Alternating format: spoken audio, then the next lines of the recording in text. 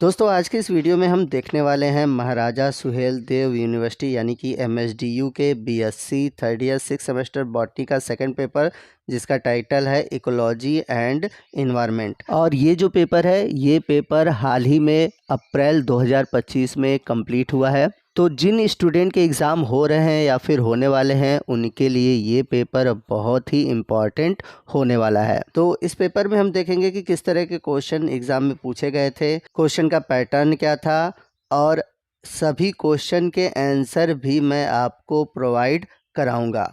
तो जिन स्टूडेंट के एग्ज़ाम हो रहे हैं या फिर होने वाले हैं और उनके एग्ज़ाम का पैटर्न रिटन है यानी कि उनके लिखित परीक्षा होने वाली है, उनके लिए आज का ये वीडियो बहुत इंपॉर्टेंट है, क्योंकि इस वीडियो के माध्यम से वो देख सकते हैं कि बॉटनी सेकंड पेपर में किस तरह के क्वेश्चन पूछे जाते हैं। और सेकंड पेपर ऐसा है जिसमें कि बहुत सारे डाउट्स है लोगों के कि किस तरह के एग्ज़ाम में क्वेश्चन आएंगे। तो आपके हर एक डाउट का आंसर आज के इस वीडियो में मिलने वाला है। तो वीडियो बहुत ही इंपॉर्टेंट होने वाला है। वीडियो में आगे बढ़ने से पहले कहूँगा कि अगर आप हमारे चैनल पर नए हैं और अभी तक आपने हमारे चैनल को सब्सक्राइब नहीं किया हुआ है तो प्लीज़ हमारे चैनल को सब्सक्राइब कर ले और बगल में जो बेल आइकन है उसे ज़रूर प्रेस कीजिएगा, ताकि जब भी मैं इस तरह के इन्फॉर्मेटिव वीडियो अपलोड करूं उसका नोटिफिकेशन आपको मिलता रहे। तो पेपर में 3 सेक्शन है, सेक्शन ए, बी और सी। सेक्शन ए में आपसे very short answer type question पूछा जाएगा, जिसमें कि आपको 10 क्वेश्चन करने हैं और आंसर आपको मैक्सिमम 50 वर्ड्स में देने हैं। एक क्वेश्चन 2 नंबर का है, यानी कि यूनिट 1 से कुल 20 नंबर के क्वेश्चन मिलेंगे।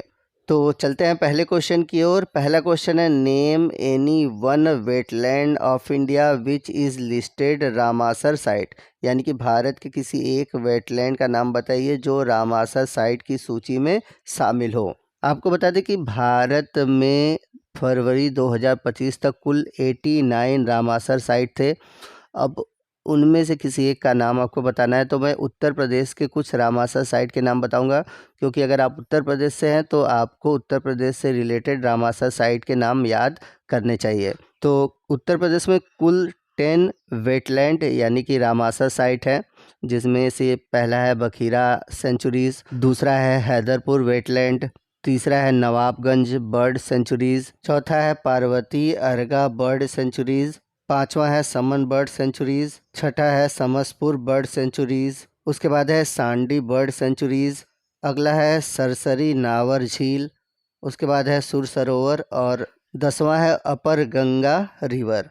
अगला क्वेश्चन है, name any 2 renewable resources of energy, यानी कि किन्हीं 2 ऊर्जा के जो अच्छे स्रोत हैं उनके नाम बताइए। तो अगर आपने रिन्यूएबल सोर्स ऑफ एनर्जी पढ़ा होगा तो आपको पता होगा कि ऐसे ऊर्जा के स्रोत जो कि बाद में रिकवर किए जा सकते हैं, यानी कि वो पृथ्वी पर बने रहेंगे, वो समाप्त नहीं होने वाले हैं, उन्हें हम बोलते हैं रिन्यूएबल रिसोर्स ऑफ एनर्जी। जैसे कि solar energy, hydrogen fuel cell, bio energy, ocean energy, hydro power, geothermal energy और विंड एनर्जी, ये सभी रिन्यूएबल एनर्जी सोर्सेस हैं। चलते हैं अगले क्वेश्चन की ओर। अगला क्वेश्चन है, name any 2 negative interspecific interaction in a community, यानी कि किसी समुदाय में होने वाले किन्हीं 2 नकारात्मक अंतर विशिष्ट अंतःक्रियाओं के नाम बताइए। तो निगेटिव इंटरस्पेसिफिक इंटरेक्शन क्या होता है, आपको बता दें कि जब 2 स्पीसीज एक साथ हों, अब इन दोनों में से या तो किसी एक को हार्म पहुँचे या फिर दोनों को ही हार्म पहुँचे, तो इस तरह के इंटरेक्शन को हम बोलते हैं निगेटिव इंटरेक्शन।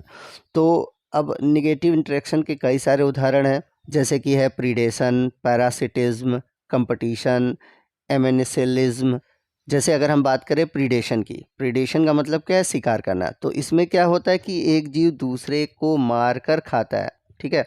तो यहाँ पर तो एक एनिमल को तो बेनिफिट है, लेकिन दूसरे को क्या है, हानि है, लॉस है, भाई उसकी जान चली जाती है तो वो तो लॉस ही है। तो प्रीडेशन क्या है, एक तरह से निगेटिव इंटरेक्शन है। उसी तरह दूसरा एग्जाम्पल है पैरासिटिज्म। तो पैरासिटिज्म आप सभी जानते होंगे कि जब एक जीव दूसरे जीवित जीव से न्यूट्रिशन लेता है तो उसको हम क्या बोलते हैं, पैरासिटिज्म। जैसे प्लांट के केस में देखें कस्कुटा का प्लांट, या फिर अगर हम एनिमल के केस में देखें तो जो हमारे स्मॉल इंटेस्टाइन है वहाँ पर आपको टेपवर्म देखने को मिलता है, स्कैरिस देखने को मिलता है, जो कि पैरासाइट के रूप में पाए जाते हैं। चलते हैं अगले क्वेश्चन की ओर। क्वेश्चन नंबर 4 है, what do you means by secondary succession, यानी कि द्वितीयक अनुक्रमण से आप क्या समझते हैं। तो अगर आपने प्लांट सक्सेशन पढ़ा होगा तो आपको पता होगा कि सक्सेशन कई तरह के होते हैं। अब सेकेंडरी सक्सेशन क्या होता है मैं आपको समझा दूं कि ऐसा क्षेत्र जहां पर पहले कोई कम्युनिटी रहा हो लेकिन अचानक ऐसा हुआ हो कि वहां की वो कम्युनिटी चली गई हो, फिर से एक नई कम्युनिटी बसा हो, तो इसे हम बोलते हैं सेकेंडरी सक्सेशन। आप इस तरह समझ सकते हैं जैसे कोई जंगल है, उस जंगल में आग लग गई, तो आग लगने से वहाँ पर जितने भी पेड़ पौधे हैं वो ख़त्म हो गए, लेकिन कुछ दिनों बाद फिर बारिश हुई, फिर से नई कम्युनिटी का विकास हो गया। तो इस तरह का जो सक्सेशन हुआ उसे हम क्या बोलते हैं, सेकेंडरी सक्सेशन कहते हैं। आइए चलते हैं अगले क्वेश्चन की ओर। अगला क्वेश्चन है, give the name of any two hydrophytic plants, यानी कि पानी में उगने वाले किन्हीं दो पौधों के नाम लिखिए। तो कई सारे हाइड्रोफाइट्स हैं, उनमें से दो नाम आपको लिखने हैं, जैसे कि मैं बता दूं, इकॉर्निया है, निम्फिया है, मार्सिलिया है। तो आपको जो भी सिंपल नाम लगे आप इसमें से याद कर सकते हैं। चलते हैं अगले क्वेश्चन की ओर। अगला क्वेश्चन है, give the definition of soil profile, यानी कि सॉइल प्रोफाइल की आपको परिभाषा देनी है। तो सॉइल प्रोफाइल है क्या। तो सॉइल प्रोफाइल एक प्रकार का हॉरिजॉन्टल सेक्शन है सॉइल लेयर का, जिसमें कि आपको अलग अलग लेयर देखने को मिलते हैं, यानी कि सॉइल के अलग कलर, टेक्सचर्स, उसके अंदर जो पाए जाने वाले अलग अलग रॉक्स हैं। ठीक, तो इस आधार पर देखें तो जो सॉइल का हॉरिजॉन सेक्शन है उसे 6 लेयर में बांटा गया है। तो जो लेयर हैं, पहला है ओ, फिर उसके बाद ए, फिर उसके बाद ई, फिर उसके बाद बी, उसके बाद सी, फिर उसके बाद है आर। तो अगर आपने सॉइल प्रोफाइल के बारे में डिटेल से पढ़ा होगा तो आपको इसके बारे में पता होगा। आइए चलते हैं अगले क्वेश्चन की ओर। अगला क्वेश्चन है, what do you mean by eco types. तो इको टाइप से आप क्या समझते हैं। तो एक ही पॉपुलेशन के रहने वाले जो स्पीसीज़ है, ठीक है, उनमें क्या हो जाता है, बदलाव हो जाता है। अब ये बदलाव किस वजह से होता है, वो ये बदलाव होता है हैबिटेट के कारण, यानी कि इन्वायरमेंटल कंडीशन के कारण। तो इन्वायरमेंटल कंडीशन के कारण जब एक ही स्पीसीज़ में जेनेटिकली चेंजेस आ जाते हैं, यानी कि एक ही जाति के हैं परंतु उन दोनों में डिफरेंसेस हैं, तो इसे हम बोलते हैं इको टाइप। चलते हैं अगले क्वेश्चन की ओर। अगला क्वेश्चन है, give the name of any to national park in India, यानी कि भारत में स्थित किसी दो राष्ट्रीय उद्यानों के नाम बताने हैं। तो बहुत ही सिंपल सा क्वेश्चन है, इस क्वेश्चन का आंसर आप हमें कमेंट करके बताएंगे। तो नेशनल पार्क के साथ साथ आपको 2 सेंचुरीज के नाम भी बताने हैं। चलते हैं अगले क्वेश्चन की ओर। अगला क्वेश्चन है, name any two phyto geographical region of India, यानी कि भारत के किन्हीं दो पादप भौगोलिक क्षेत्रों के नाम बताइए। तो आपको बता दें कि भारत में कुल 9 मेजर फाइटो जियोग्राफिकल रीजन है, जो कि अलग अलग वेजिटेशन, यानी कि वहाँ पर उगने वाले अलग अलग पौधों के आधार पर बांटे गए हैं, जैसे कि western Himalaya, eastern Himalayas, Indus plain, Gangetic plain, central India, Deccan, western coast of Malabar, Assam और अंडमान और निकोबार आइसलैंड। आज चलते हैं अगले क्वेश्चन की ओर। अगला क्वेश्चन है, what do you mean bye acid rain, यानी कि अम्लीय वर्षा से आप क्या समझते हैं। तो नॉर्मली देखा जाए कि एटमॉस्फेयर में कार्बन डाइऑक्साइड गैस प्रेजेंट होती है, जो कि एटमॉस्फेयर के रेन के साथ मिलकर इसका जो पीएच है लगभग 5.6 कर देती है। यानी कि जब नॉर्मली रेन वाटर होता है उसका पीएच 5.6 होता है, वो स्लाइटली या थोड़ा बहुत एसिडिक होता है। लेकिन होता क्या है कि जब गैसियस पोल्यूशन के कारण जब सॉक्स, नॉक्स, यानी कि सल्फ़र डाइऑक्साइड, नाइट्रोजन डाइऑक्साइड, ये जब एटमॉस्फेयर में डिज़ोल्व होते हैं और बारिश के पानी के साथ रिएक्ट करते हैं और बनाते हैं एसिड रेन, और इस तरह के पानी का जो पीएच होता है वो 5.6 से कम होता है या लगभग पहुंच जाता है 2.4 की ओर। तो एसिड रेन में आपको प्रायः H2SO4, HNO3 यानी कि सल्फ्यूरिक अम्ल, नाइट्रिक अम्ल और कभी कभी HCl देखने को मिलता है। सेक्शन ए के बाद चलते हैं सेक्शन बी की ओर, और सेक्शन बी में आपसे शॉर्ट आंसर टाइप क्वेश्चन पूछे जाएंगे। इसमें कुल आपको 5 क्वेश्चन करने हैं और हर एक क्वेश्चन का आंसर आपको मैक्सिमम 200 वर्ड्स में देना है, और एक क्वेश्चन 7 नंबर का है। तो यानी कि सेक्शन बी से कुल 35 नंबर के क्वेश्चन पूछे जाएंगे। तो पहला क्वेश्चन है, व्हाट इज़ इकोलॉजिकल फुटप्रिंट, यानी कि पारिस्थितिकी फुटप्रिंट क्या है। Explain it with emphasis of carbon footprint, यानी कि कार्बन फुटप्रिंट पर जोर देते हुए इसका वर्णन कीजिए। क्वेश्चन नंबर 3 है right A short note on different type of soil, यानी कि मृदा के विभिन्न प्रकारों पर आपको टिप्पणी लिखना है। आज चलते हैं अगले क्वेश्चन की ओर। क्वेश्चन नंबर 4 जो है ये प्लांट सक्सेशन से है। क्वेश्चन है व्हाट इज हाइड्रोसीयर, यानी कि जल क्रमक क्या है। Give different type of communities develop during the hydrosere, यानी कि जल क्रमक के समय विकसित होने वाले जो अलग अलग प्रकार के कम्युनिटी हैं यानी कि समुदाय हैं, उनके बारे में आपको बताना है। क्वेश्चन नंबर 5 है right short note on the following, तो आपको शॉर्ट नोट लिखने हैं। पहला है हेलोफाइट्स, यानी कि जो लवण वाले जल में रहने वाले पौधे हैं उनके बारे में बताना है। दूसरा क्वेश्चन है मल्चिंग, जो कि क्रॉप रोटेशन से है। और तीसरा क्वेश्चन ऑलरेडी दे दिया हुआ है क्रॉप रोटेशन।